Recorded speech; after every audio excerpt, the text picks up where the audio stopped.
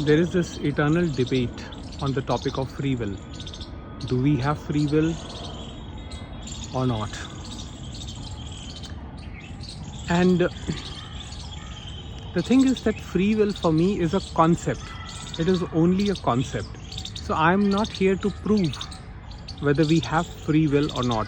I am here simply to question as to whose free will are we talking about. Because before we say that I have or don't have free will, a question that comes up is, who is this I?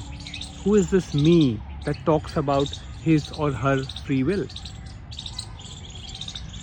Because without defining this, without understanding who is this me, there is no question about knowing anything about free will. And you know, this me comes up all the time.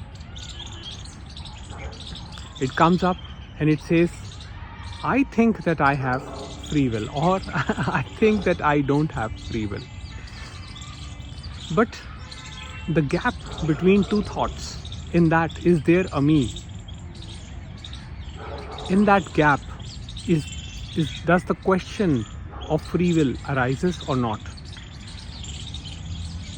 Now, my concept also includes, and I dare to say, that we do not have any free will whatsoever. Now, I know that this is going to make some this is going to make trouble, but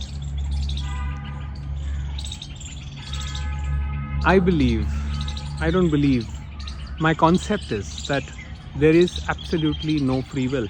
But that said, I also say, and you must have heard it in my other videos, that we do have the will to make a choice. And we must operate from that knowledge that we have it. We have the ability to make a choice. But that said, the entity that thinks it is making a choice, is it really there? You see, the organism is a very complex entity. So there are so many processes going on within the brain. So many areas are lighting up within the brain before one makes a decision. So the quality of that decision depends on the present circumstances, on the present conditions, the forces that are acting on the organism, the physical forces and the psychological forces combined acting on the organism decides an outcome. But the I comes up, the me comes up, and the me says that I made the decision. And that is where it affixes responsibility. That is where it affixes other things. For example, if the decision goes in the favor of what this I thinks, then it says with pride that I have taken the right decision. And if the decision does not go or is not in alignment with what the I thinks, then it creates blame, shame, guilt or malice, either towards itself or towards the other person. And that is how this I or me propagates in time. And that is what the ego is.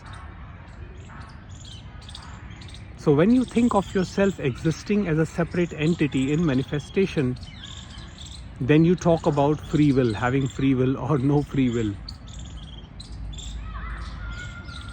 But this I, this me, is not your constant experience.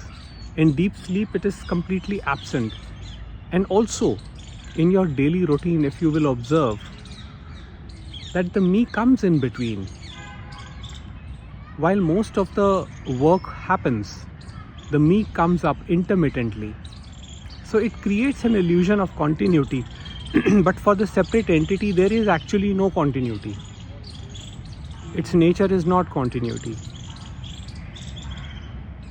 The only continuity is the awareness witnessing the presence and absence of me.